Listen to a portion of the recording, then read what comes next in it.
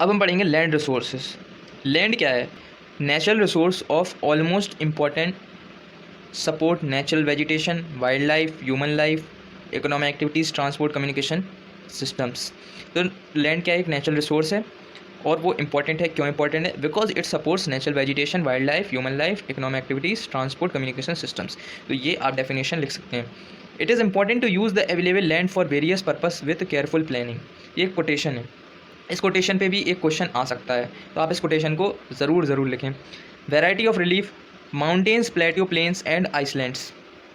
ठीक है, तो हमारे जो अर्थ है उस पर 3 टाइप की रिलीफ्स हैं, माउंटेन, प्लेट्यू एंड प्लेन्स। ठीक है, ज़्यादातर यही देखी जाती हैं, बाकी तो सारी रिलीफ्स अलग फिजिकल में हैं। तो इन रिलीफ्स में पहला प्लेन्स। तो प्लेन्स में हम क्या करते हैं, जो 43% जो भाग है आप इसमें देख सकते हैं, उसमें हम एग्रीकल्चर, इंडस्ट्रीज़, माइनिंग एक्टिविटीज़ ये सारी करते हैं।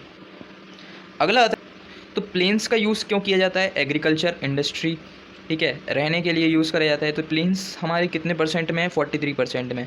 अगली चीज़ आती है माउंटेन्स। तो perennial flow of some rivers, tourism and ecological aspects. तो माउंटेन का एरिया कितना है? 30%। अगला है plateau, minerals, fossil fuels and forest. इसका कितना है? 27%। तो ये आप डायग्राम ज़रूर बनाएं एग्ज़ाम में, और इन सारी चीज़ों को भी आप इम्पोर्टेंट कर लें। लैंड यूटिलाइजेशन, लैंड यूटिलाइज कैसे होता है? तो सबसे पहले तो आता है हमारा फॉरेस्ट। दूसरा नंबर पे है हमारा not available for cultivation, barren and wasteland, land put to non agriculture uses, example buildings, roads, factories etcetera. Other uncultivated land excluding fallow land, ठीक है, permanent pastures and grazing land, land under miscellaneous tree crops grown. इन सारे जो दिए गए हैं land utilisation में, इसके डायग्राम आपके बने हुए होंगे पाई चार्ट में। उन डायग्राम को आप पढ़ लीजिए, वो ज़्यादा इंपॉर्टेंट नहीं है, लेकिन ये जो लिखा हुआ है वो ज़्यादा इंपॉर्टेंट है।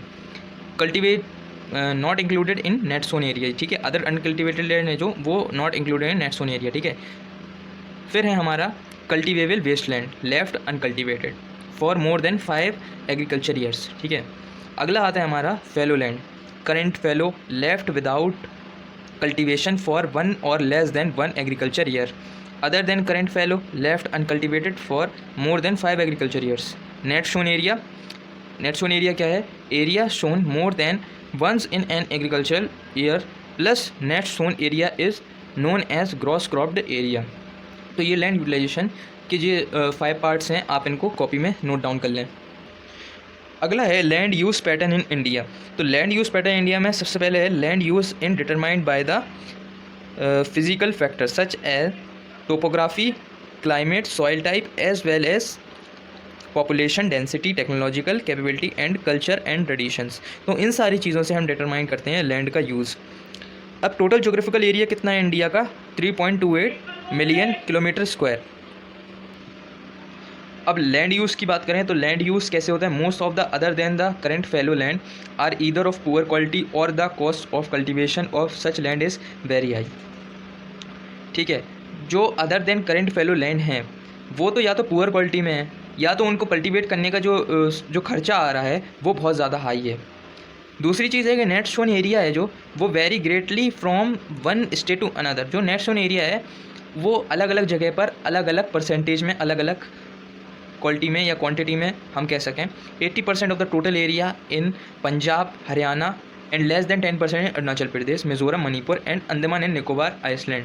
तो इससे हम पता कर सकते हैं नेट शोन एरिया। तीसरी चीज़ है forest area in country, lower than 33% of geographical area. Forest area जो हमारी कंट्री में वो lower than 33% of geographical area में है। Essential for maintenance of ecological balance. अब लैंड यूज़ हमने ये यूज़ तो कर लिया, अब इकोलॉजिकल बैलेंस के लिए भी लैंड यूज़ होना चाहिए। वेस्ट लैंड हो गया, वेस्ट लैंड में क्या क्या आ जाते हैं हमारे? Non agriculture use, rocky, arid and desert area, settlements, road, railway, industry. तो ये सारे क्या हैं? वेस्ट लैंड हैं, इन पर एग्रीकल्चर नहीं हो सकता। आगे फिर एक कोटेशन में क्या लिखा हुआ है? Continuous use of land over a very long period of time without taking measures. तो इसकी वजह से क्या हो सकता है? लैंड डिग्रेडेशन हो सकता है, तो उसी के बारे में हम पढ़ेंगे। Land degradation and conservation measures. तो सबसे पहले तो पता कंजर्वेशन क्यों किया जाता है? Because 95% of our basic needs for food, shelter and clothing are obtain from land. हमारी जो 95% जो बेसिक नीड है वो पूरी जो है हमारी लैंड से आती है। हम रह वहीं पर रहे हैं, हम खाना भी वहीं, हम जो खाते हैं गेहूँ चावल वहीं से उगाते हैं, और हम जो वाटर यूज़ करते हैं जो लैंड पर जो रिवर वाटर होते हैं उसी से यूज़ करते हैं। तो ये सारी चीज़ें क्या हैं हमारी इससे होती हैं। बाकी अगर हम डिग्रेडेशन की बात करें तो डिग्रेडेशन क्यों ज़रूरी है? Because of human activities cause damage to land. ठीक है, ह्यूमन एक्टिविटीज़ जो हो रही हैं उससे जो हमारे लैंड में जो डैमेज हो रहा है, जो माइनिंग वर्क्स हो रहा है उससे जो डैमेज हो रहा है, जिससे जहाँ पर हम खेती नहीं कर सकते। 130 million hectares of degraded land in India. 130 million area जो हेक्टर एरिया है जो हमारा इंडिया का जो डिग्रेडेड है। 28% जिसमें से फॉरेस्ट डिग्रेडेड एरिया है, और जिसमें से 56% जो है water eroded area and rest in affected. तो ये इसका परसेंटेज है। Other human activities such as deforestation, overgrazing, mining and quarrying. तो जो अदर ह्यूमन एक्टिविटीज़ हैं जैसे कि डिफॉरेस्टेशन, ओवरग्रेजिंग मतलब जो कैटल्स करते हैं, माइनिंग और क्वारिंग जो ह्यूमन एक्टिविटीज़ में आ जाती हैं। States like Jharkhand, Chhattisgarh, MP and Orissa, तो ये जो स्टेट्स हैं यहाँ पर क्या हो रहा है? डिफॉरेस्टेशन हो रहा है। क्यों? क्योंकि यहाँ पे माइनिंग हो रही है। माइनिंग क्यों हो रही है? क्योंकि इधर पे मिनरल्स हैं, तो हमें कुछ चीज़ को पाने के लिए कुछ चीज़ खोनी पड़, अगर हमें रिसोर्स चाहिए तो हमें लैंड डिग्रेडेशन करना ही होगा। दूसरी चीज़ आती है कि गुजरात, राजस्थान, एमपी एंड महाराष्ट्र, ये एरिया क्यों है डिग्रेडेड? ओवर ग्रेजिंग की वजह से। Is of the main resource for land degradation. Over grazing जो कैटल्स करते हैं, कैटल्स क्या करते हैं? बहुत लार्ज एरिया पर ओवर ग्रेड करते हैं, जो उधर पे जो उग रही है जो घास वगैरह या फसल वगैरह या पेड़ पौधे, उन सब को नष्ट करते हैं और उनको खाते हैं कैटल्स। तो ये कैटल्स के लिए भी बहुत ज़्यादा इंपॉर्टेंट है, क्योंकि वो कैटल्स का एक रिसोर्स है, उनका एक फूड है। तो फूड तो इम्पॉर्टेंट है ही, इसलिए उनको ग्रेजिंग करनी पड़ेगी, तो ओवर ग्रेजिंग हो जाती है। अगली चीज़ आती है Punjab, Haryana, western UP. Over irrigation is responsible for land degradation due to water logging leading to increase in salinity and alkalinity in the soil. जो सॉइल में जो वाटर लॉगिंग होती है, मतलब जैसे आपने ड्रेनेज देखा होगा, नाली वगैरह का जो पानी है वो ओवरफ्लो हो जाता है बारिश में, वैसे ही लैंड पर होता है जहाँ पर मिट्टी होती है, जहाँ पर उपजाऊ मिट्टी होती है, और वहाँ पर अगर पानी ज़्यादा गिर जाए तो वहाँ पर हम फसल नहीं उगा सकते हैं, बहुत ज़्यादा डिफ़िकल्टी होगी। ठीक है, इससे क्या होगी? जो सॉइल की जो एल्कलिनिटी और सैलिनिटी, मतलब उसमें जो नमक की मात्रा ज़्यादा हो जाएगी। तो नमक की मात्रा जिस सॉइल में ज़्यादा हो वो क्या बोलते हैं, कल्टीवेशन के लिए ज़्यादा अच्छी सॉइल नहीं होती है। Mineral processing like grinding of limestone for cement industry and ceramic industry generate huge quantity of dust in the atmosphere. ठीक है, तो माइनिंग प्रोसेस की वजह से भी।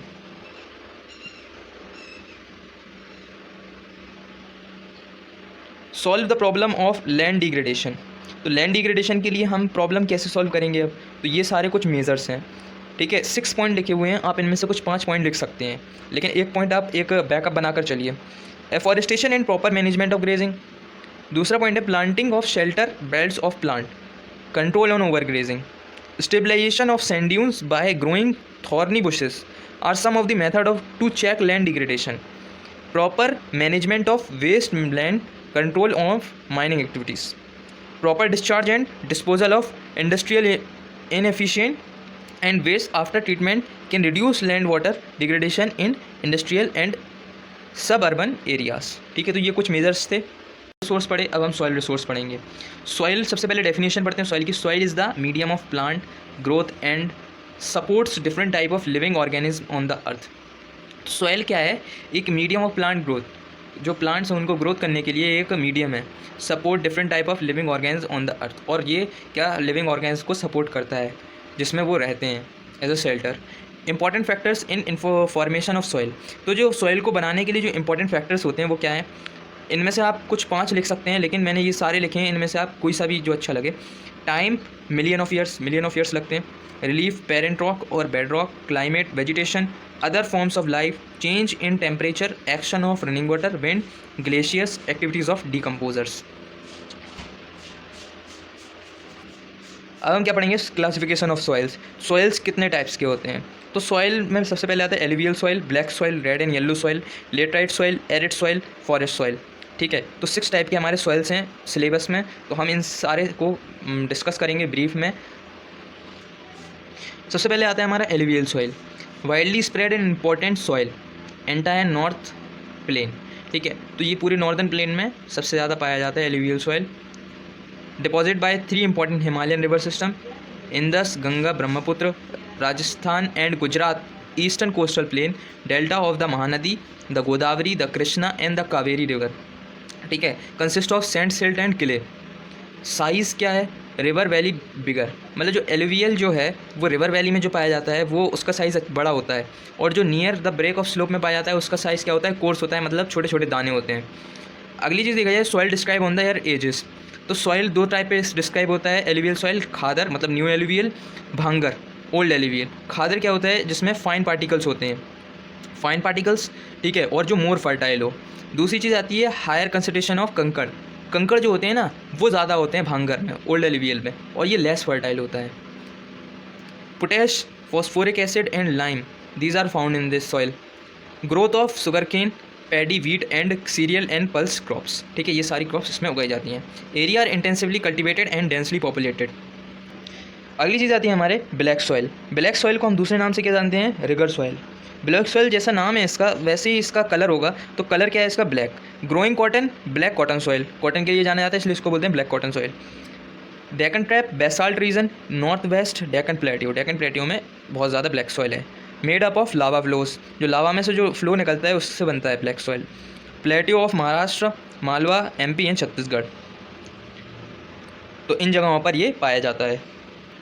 Godavari and Krishna valley, made of clayey material, capacity to hold moisture, तो moisture hold करने की कैपेसिटी इन रिवर्स में है, तो वहाँ पर ब्लैक सॉइल ज़्यादा पाया जाएगा, और ये क्लेई होता है, तो इन रिवर में क्यों पाया जाता है, क्योंकि इसमें मॉइस्चर होल्ड करने की कैपेसिटी ज़्यादा होती है। Rich in soil nutrients, calcium carbonate, magnesium, potash and lime, ये सारी चीज़ें, ये सारे जो केमिकल्स हैं वो इसमें पाए जाते हैं। ठीक है, nutrients develop deep crack during not whether proper creation of the soil. ठीक है, इन सॉइल्स में क्या होता है, डीप क्रैक्स होते हैं ड्यूरिंग हॉट वेदर। ठीक है, हॉट वेदर के टाइम पे proper creation of the soil, तो सबसे अच्छी मिट्टी पाई जाती है, मानी जाती है।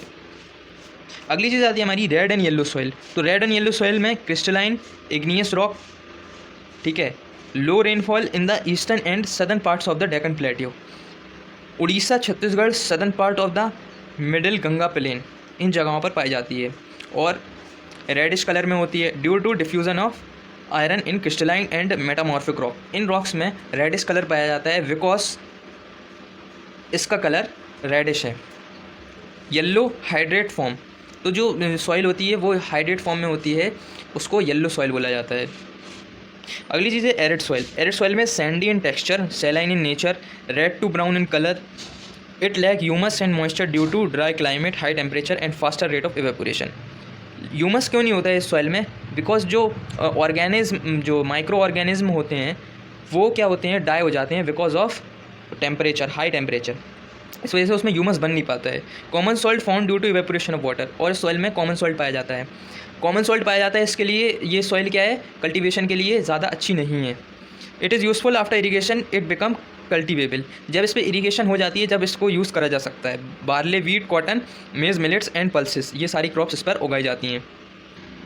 Western parts of Rajasthan, northern Gujarat and southern part of Haryana, इन सारी प्लेसेस पर ये सॉइल पाई जाती है। Kankar are found due to increase of calcium content downward which restrict the infiltration of water. कंकड़ होते हैं जो इसमें पाए जाते हैं, क्यों पाए जाते हैं, कैल्शियम कंटेंट की वजह से, जो वाटर को फिल्ट्रेट करने के लिए अच्छे नहीं है, वाटर को फिल्ट्रेशन नहीं हो पाती, इस वजह से उसमें सॉइल कंटेंट उसमें सॉल्ट पाया जाता है, इसलिए वो सैलाइन इन नेचर है। Ganga Nagar district of western Rajasthan, यहाँ पर ये सॉइल ज़्यादा पाई जाती है। लेटराइट सॉइल, लेटर का मतलब क्या होता है, brick, high temperature and high rainfall zone area, results of intense leaching due to heavy rainfall. Intense leaching का मतलब क्या होता है, जो रॉक्स में क्या होता है, जो सॉइल में क्या होता है, बहुत सारे क्रैक्स होते हैं, तो जब वो क्रैक्स में से जो जब ज़्यादा बारिश होती है तो उनमें से पानी रिसने लगता है, उसको हम कहते हैं लीचिंग। तो इसमें क्या होती है, intense leaching. Humus is low, bacteria gets destroy in high temperature, जब हाई टेम्परेचर होगा तो ह्यूमस नहीं बन पाएगा, क्योंकि बैक्टीरिया जो है, जो माइक्रो ऑर्गेन्स में, वो मर जाएंगे।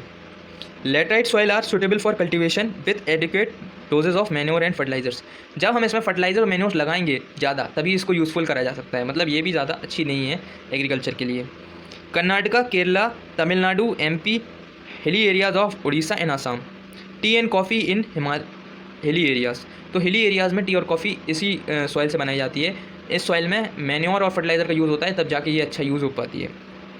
Laterite soil in Tamil Nadu, Andhra Pradesh, Kerala, cashew nut के लिए ये यूज़ होती है। फॉरेस्ट सॉइल, तो फॉरेस्ट सॉइल में क्या है, हिली एंड माउंटेनियस एरिया में पाई जाती है। दूसरी चीज़ क्या है, Lumi and silty in valley sides, course grand in the upper slope, course grand होती है। Snow covered area of Himalaya, जो हिमालय के जो स्नो कवर्ड एरियाज़ है वहाँ पर पाई जाती है। Experience denudation and are acidic with low humus content, these soils are very acidic and in this the humus content is low. Lower parts of valley on the river terraces, hilly region of Jammu Kashmir, Himachal Pradesh, Uttarakhand, Sikkim and Arunachal Pradesh, in these areas these forest soils are found. अब हम पढ़ेंगे कि soil erosion क्या होती है। अभी हमने land degradation पढ़ी थी, तो सॉइल का डिग्रेडेशन नहीं होता, लेकिन सॉइल का इरोजन होता है। तो सॉइल का इरोजन क्या है, the denudation of the soil cover and subsequent washing down is described as soil erosion. जो सॉइल के जो एसेंशियल मिनरल्स हैं जो कल्टीवेशन के लिए इंपॉर्टेंट है, उनका क्या है, उनका रिमूवल होना, ये क्या होता है, हमारा सॉइल इरोजन कहलाता है। अब इसका रिमूवल कैसा होता है, रीजन्स क्या है सॉइल इरोजन के, वो हम पढ़ेंगे। तो सबसे पहला रीज़न है डिफॉरेस्टेशन, ओवरग्रेजिंग की वजह से, कंस्ट्रक्शन एंड माइनिंग की वजह से। चौथा है naturally glacier water leads to soil erosion. अब ये नेचुरली कैसे होता है, पहले तो रनिंग वाटर से, रनिंग, ये जो इस टाइप में जो मैंने बनाया हुआ है, आप भी बना सकते हैं एग्जाम में समझाने के लिए। तो रनिंग वाटर से गली इरोजन होता है। 3 टाइप के इरोजन्स होते हैं, गली इरोजन, शीट इरोजन और विंड इरोजन। तो गली इरोजन में रनिंग वाटर से होता है, cut through in clayey soil and make deep channels as gullies. जो रनिंग वाटर से जो चैनल्स बनाए जाते हैं, बन जाते हैं, उनको बोला जाता है gullies. Land become unfit for cultivation, तो जो लैंड होता है वो कल्टीवेशन के लिए अनफिट है। एग्जाम्पल चंबल बेसिन, चंबल का बेसिन आपने देखा ही होगा। Ravines, sheet erosion, water flows as a sheet over large area down a slope, in such cases top soil is washed. तो शीट इरोजन में क्या होता है, जो वाटर का जो फ्लो होता है वो शीट बन के एक सॉइल पर चलता है। तो उससे प्रॉब्लम क्या होती है कि जो उसका जो एसेंशियल न्यूट्रिएंट्स हैं जो सॉइल में, वो जो टॉप लेयर में होते हैं वो वॉश्ड हो जाते हैं, इस वजह से प्रॉब्लम होती है। विंड इरोजन में wind blows looses soil of flat और स्लोपिंग लैंड।